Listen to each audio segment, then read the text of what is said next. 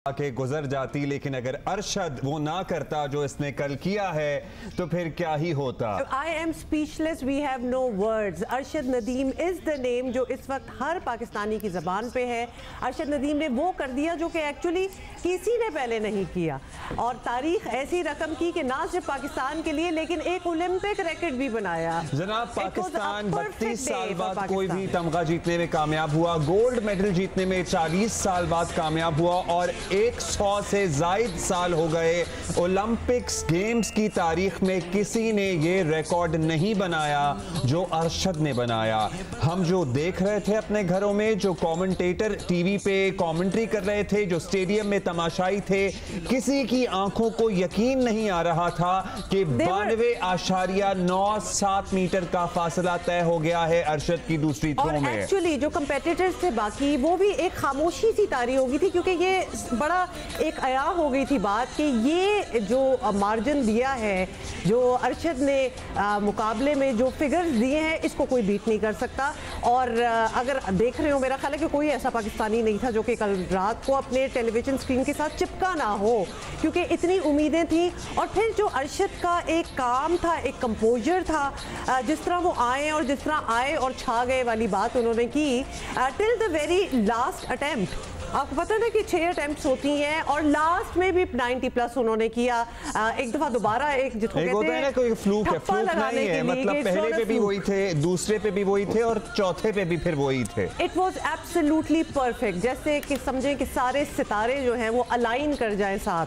And it had to be Arshad Nadeem who brought us this win, this खुशी। Feeling होती है, एक vibe होती है। कल प्रोग्राम के बाद मैं और हुमा बात कर रहे थे और हमने कहा था कि हम इंशाल्लाह कल यहाँ सेलिब्रेट मेडल तो जरूर कर रहे होंगे, मेडल तो हम जरूर सेलिब्रेट कर रहे होंगे, लेकिन एक तो गोल्ड मेडल आना और इस तरह से आना कि दुनिया खेल की तारीख बदल गई। अब्दुल्ला, इतने बड़े मार्जिन से आना है, 19 पीस के फर्क से नहीं, मतलब नोबडी क्रॉस्ड इवन 90 और अरशद नदीम का 92.97। मैं तो इसको वैसे ऑनेस्टली 93 ही कह दूं, लेकिन चले चूंकि ओलंपिक्स है तो हमने पॉइंट्स को भी रखना होता है मद्देनजर। एक सदी पुराना ओलंपिक्स रिकॉर्ड टूटा है ये, एक सदी पुराना, मतलब 112 या 118 साल पहले किसी ने कुछ किया होगा, अब उसके बाद 118 टू बी प्रिसाइज, और अब 92.97 का अरशद ने ये जैवलिन थ्रो करके दुनिया को बता दिया है। अच्छा, ये नंबर जरूर आपने याद रखना है, 92.97। ये वो नंबर है जो हमें कभी नहीं भूलेगा। अरशद नदीम का नाम जो है वो तो मेरा ख्याल है ऑलरेडी अमर हो गया है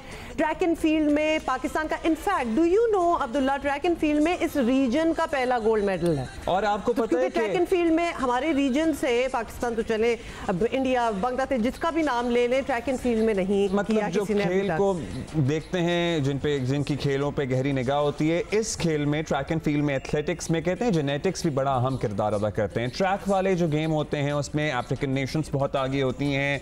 जो फील्ड वाले गेम्स हैं उसमें तासुर ये था, एक मिथ कह लें जो बर्स्ट हुआ है कि यूरोपियन, उनका डील डॉल बहुत ज़बरदस्त होता है तो वो बड़े आगे होते हैं। लेकिन इस वक्त फील्ड में जैवलिन थ्रो की अगर बात कर लें तो साउथ एशिया से 2 लड़के टॉप पे हैं, एक अरशद और एक नीरज। तो वो जो मिथ था ना यूरोपियंस वाला, वो भी बर्स्ट हो गया अच्छा, है। We really want to celebrate it today, और हम तो कल से तैयार बैठे ही थे। हमने कहा था मेडल तो हम सेलिब्रेट करेंगे, लेकिन गोल्ड हो जाएगा, but that is like unbelievable. Senior sports journalist हमारे साथ मौजूद है, हमारे अपने सिकंदर बख्श हमारे साथ मौजूद हैं। भट्टी साहब, अब मुझे वही डेटा पैकेज इस्तेमाल करना है जो अरशद करेगा, अब मुझे वही टायर भी डलवाने हैं जो अरशद, मुझे सब वही करना है, और हमें वो जज्बा, वो डिटर्मिनेशन। बड़ी अच्छी बात बोलिए। मैं सबसे रिक्वेस्ट करूंगा कि he should be the brand ambassador now. Absolutely. और मैं मतलब उस माँ को सलाम करता हूँ, और हर उस शख्स को मैं कहूँगा कि यार, हर शख्स को कि माँ की जो दुआ होती है ना, मैं आज बार बार कह रहा हूँ कि इसकी माँ ने जिस तरह दुआ की है ना, ये माँ की दुआएं पाकिस्तान तो करते हैं, मतलब माँ की दुआ जो है ना।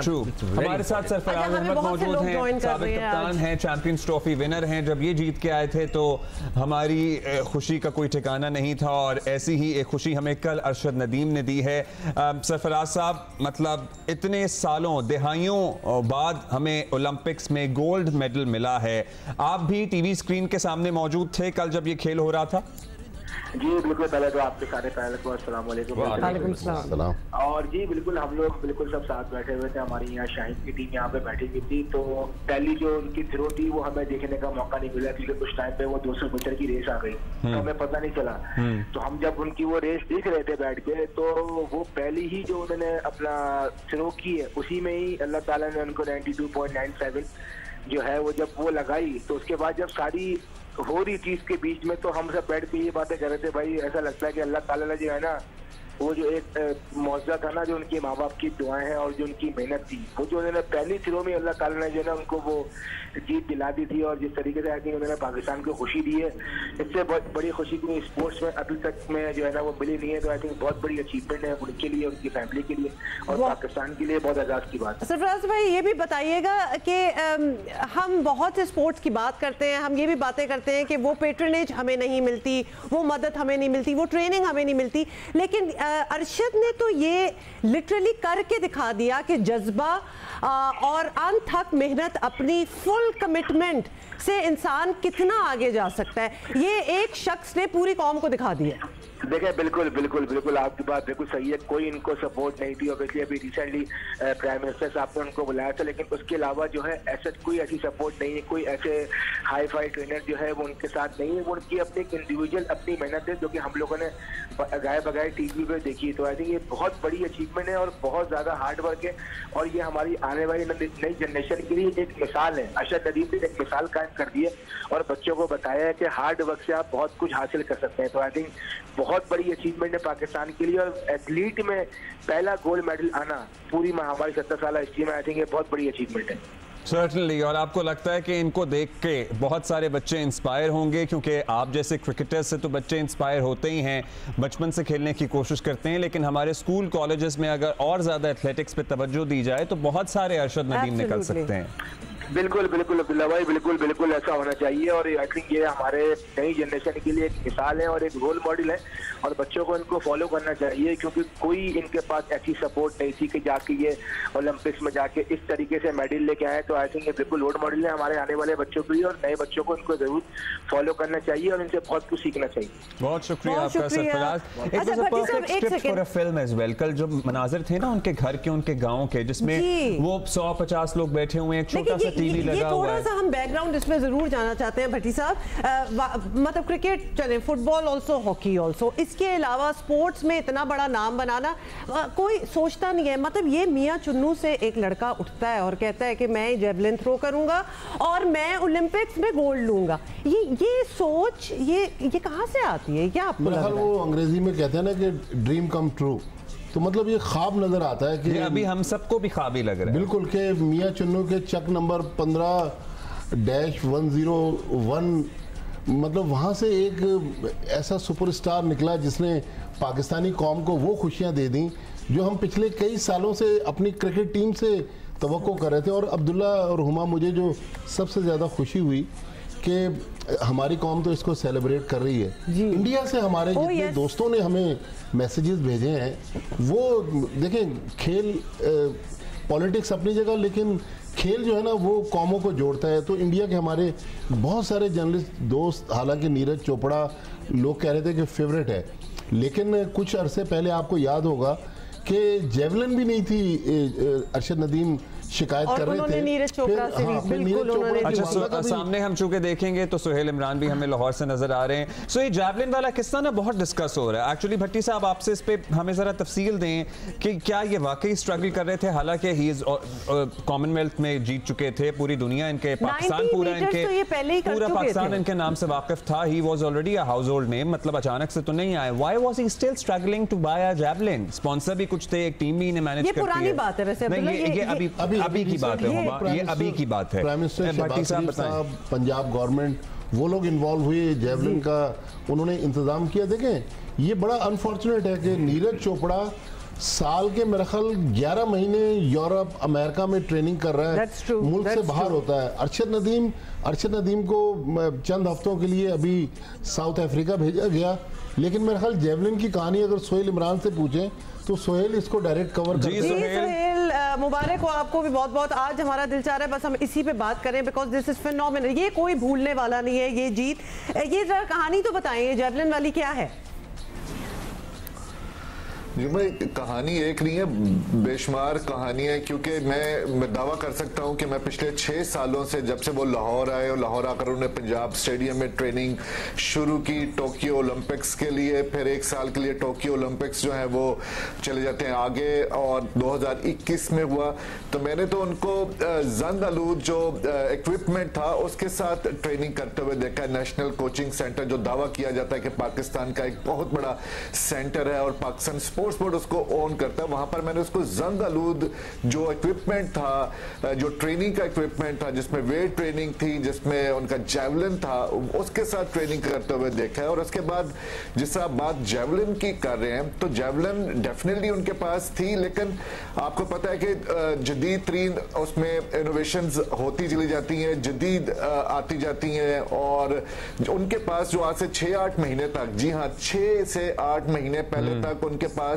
वो वाली जेवलिन नहीं थी जिसके साथ इंटरनेशनल मुकाबलों में हिस्सा लिया जाता, जो थी वो भी उनके पास जो थी वो खत्म हो चुकी हुई थी। उसका कोना जो था वो खराब हो चुका हुआ था, पकड़ के वो जहां से वो पकड़ते थे वो घिस चुकी हुई थी, और जो उन्होंने एक जेवलिन अपने पास रखी हुई थी वो मुकाबलों के लिए रखी हुई थी, और वो भी उस स्टैंडर्ड की नहीं थी जो स्टैंडर्ड जो है वो मेंटेन किए जाते हैं इंटरनेशनल मुकाबलों के लिए। तो हम लोगों ने उस मसले को हाईलाइट किया। जब मैं पूरे 6 सालों में ट्रेनिंग के लिए आता था तो मेरे कोलीग्स भी जो थे, मैं उनकी हर एक चीज लेके आता था कि आज उसने थ्रो शुरू कर दिया, आज उसकी कोहनी में तकलीफ होगी, आज उसके काफ जो है वो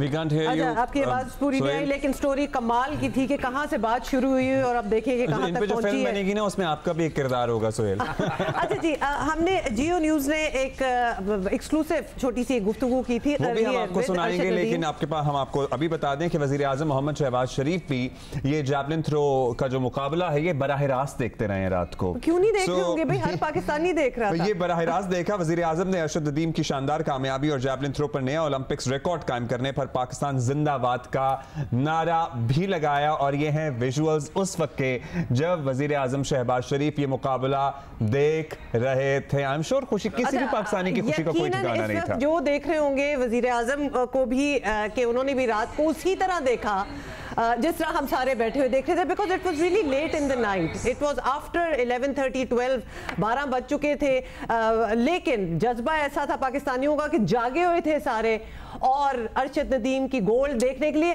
और पता है दिल में एक यकीन भी था, मेडल का तो यकीन था ही था, लेकिन गोल्ड हो जाएगा ये तो सोने पे सुहागा हो गया। इसलिए we can totally relate to वजीर आजम, क्योंकि हमारा भी यही हाल था।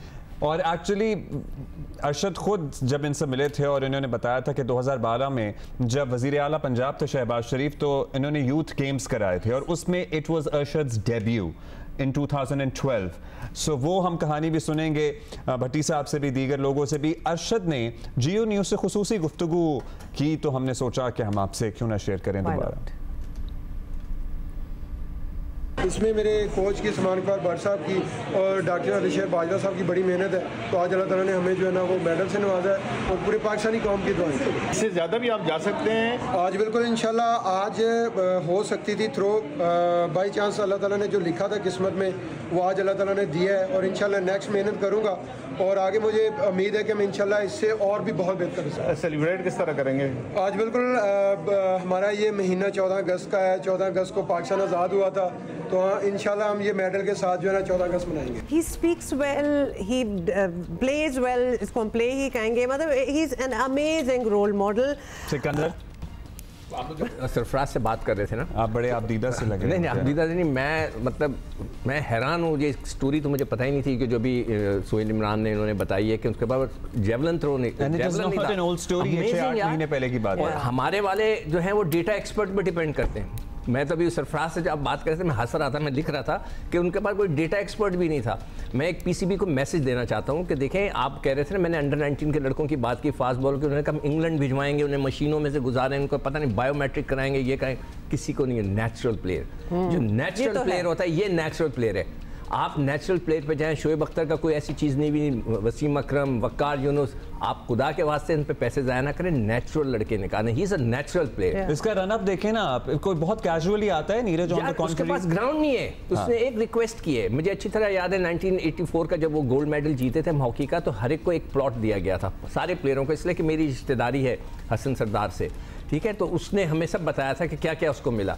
ये सिर्फ एक रिक्वेस्ट कर रहा है कि हमारे गांव में एक ग्राउंड बना दे, तो मैं प्राइम मिनिस्टर से रिक्वेस्ट करूंगा कि इसकी रिक्वेस्ट पूरी करें। वो अपने लिए जमीन नहीं मांग रहे, सिकंदर वो भी एग्जैक्टली अपने लिए नहीं, वो कह रहा है कि स्पोर्ट्समैन के लिए कहता है कि मैं अपने बच्चों को वहां ट्रेन, एज ए कॉम के बच्चों को वहां ट्रेन करना चाहता हूं, और व्हाई नॉट प्लॉट भी दें जी, नहीं, प्लॉट भी मिलना चाहिए, प्लॉट भी मिलना चाहिए, सब कुछ मिलना चाहिए। अच्छा, आपको एक बड़ा स्पेशल क्लिप और दिखाते हैं। नीरज चोपड़ा जो कि सिल्वर मेडलिस्ट बाद में आए, जो कि पिछले ओलंपिक्स के, टोक्यो ओलंपिक्स का था, उसमें गोल्ड मेडलिस्ट थे। इनकी दोस्ती भी बहुत इनकी दोस्ती भी बड़ी जबरदस्त है, और कल इनफैक्ट कमेंटेटर्स जो थे यहाँ पेरिस ओलंपिक्स में वो इसको मेंशन भी कर रहे थे that they get along really well.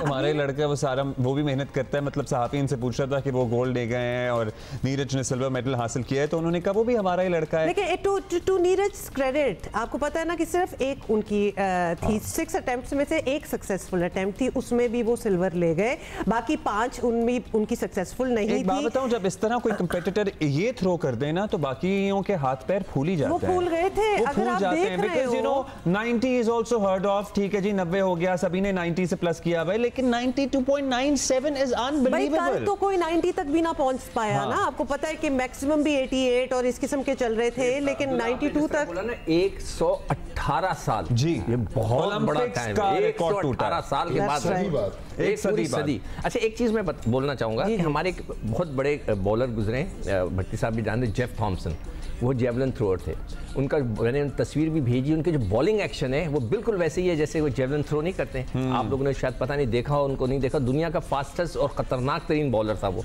उसका भी स्टाइल जो था वही मलिंगा स्टाइल के, मलिंगा ने भी नहीं वो मलिंगा से डिफरेंट, मलिंगा यहाँ से करता है ना, वो यहाँ से करता था, अगर मैंने भी तस्वीर। अच्छा सुहेल, लेकिन वो कहानी बीच में रह गई थी, फिर how did he manage to score secure a javelin, किसने इसे, बाज लोग कहते हैं जी पीसीबी की तरफ से मदद आई थी, उन्होंने इनको फिर जैवलिन लेने में मदद की थी, हुकूमत ने की थी, कैसे इन्हें जैवलिन मिली थी जो रिक्वायर्ड जैवलिन थी अभी 6-8 महीने पहले? तो इसके लिए स्पोर्ट्स बोर्ड पंजाब है, उसने खासा इसमें रोल अदा किया। पाकिस्तान स्पोर्ट्स बोर्ड ने इसके ऊपर मदद की उनकी जैवलिन लेने के लिए, और कुछ स्पॉन्सर्स थे जिनकी वजह से अरशद नदीम ओलंपिक्स में जाने की जो तैयारियां कर रहे थे फरवरी से लेके जब तक उन्होंने जुलाई की 23 को बल्कि 24 को जिस दिन उनकी रवानगी थी उस दिन भी वो ट्रेनिंग करके ही एयरपोर्ट पहुंचे थे और मैं वहां पर मौजूद था। तब तक उनके पास 3 से 4 ऐसी इंटरनेशनल स्टैंडर्ड की जैवलिन आ चुकी थी जिसकी वजह से उन्हें खासी मदद मिली। मैं यहाँ पर एक और उनकी बताऊंगा आपको कि अभी बहुत ज्यादा क्रेडिट लेने वाले पैदा होंगे जी कि हमने अरशद नदीम के लिए वो किया, हमने अरशद नदीम के वो किया। अभी मुझे एक वीडियो में वजीर आजम साहब के साथ बैठे हुए राना मशहूद साहब नजर आ रहे थे, चेयरमैन है यूथ प्रोग्राम के, उनके एक फोकल पर्सन है, वो आए थे। उनके कहने के ऊपर पंजाब स्टेडियम में, मैंने इससे पहले भी जिक्र किया है क्योंकि मुझे दुख होता है खुद, क्योंकि अरशद नदीम ने जो स्ट्रगल किया वो मैं जानता हूं, और वो जिस तरीके से मैं लाहौर की बात कर रहा हूं, उससे गांव से बात नहीं कर रहा क्योंकि मैंने लाहौर से उसको एक दिन उसका मैंने कवर किया पंजाब स्टेडियम में। अभी डायमंड लीग में उसने ट्रैवल किया 4 तारीख को, और 7 को डायमंड लीग पेरिस में उसी जगह पर जहां पर उसने ओलंपिक रिकॉर्ड कायम किया, उसी जगह पर उसका इवेंट होता है। 8 और 9 को वो इवेंट खेल के वापस आ जाता है, और उसके कोच और उसकी तरफ से ये रिक्वेस्ट की गई थी जिसको यही रहने दें, दरमियान में 15 दिन मिलते हैं, वो हमें वहां किसी ने उसकी इस बात के ऊपर ध्यान नहीं दिया। आज सारे जो है उसको मुबारकबादें दे रहे हैं, सारा कुछ कर रहे हैं, लेकिन उस बंदे को कभी कुछ देखने के लिए पंजाब ये कैटेगोरिकली हम यहाँ मेंशन करना चाहेंगे कि ये जीत, ये मेहनत, ये सिर्फ अरशद नदीम की मेहनत और अरशद नदीम की जीत है। इसमें बराए मेहरबानी कोई क्रेडिट लेने की कोशिश ना करे, क्योंकि बनता ही नहीं है ना, और क्योंकि वो हिस्ट्री अब इतनी पुरानी भी नहीं है कि किसी को असलियत ना पता हो कि क्या क्या होता है। सुहेल आपके साथ डिस्कस किया था कि ये अभी 15 दिन बाद पेरिस ओलंपिक्स शुरू हो रहे हैं, इसको वहां पे रिहाइश का ठिकाना कोई दे दें तो ये वहां रह जाए। ये हमने मेंशन किया था इधर। We still remember this. अच्छा, बहुत बातें करनी है और बहुत सेलिब्रेशन करनी है, क्योंकि एक बात ऐसी हो गई है कि हमसे और कोई बात की नहीं जा रही, सच बताएं तो ये हमें एक ब्रेक लेनी पड़ रही है मजबूरन। Literally can't get over this. We can't get, and we don't want to get over. We don't want to as well. You know what? If we ever needed a role model, the kind of person, the kind of Pakistani that we should look up to, जिसने quietly अपनी मेहनत से over the years बस वो आगे चलता गया है और अब किस तरह वो culminate हुआ है into a Olympic gold medal। ये स्टोरी है जो हमें सुननी है और ये वो कहानी है, ये वो एग्जाम्पल है जो हमें फॉलो करना है।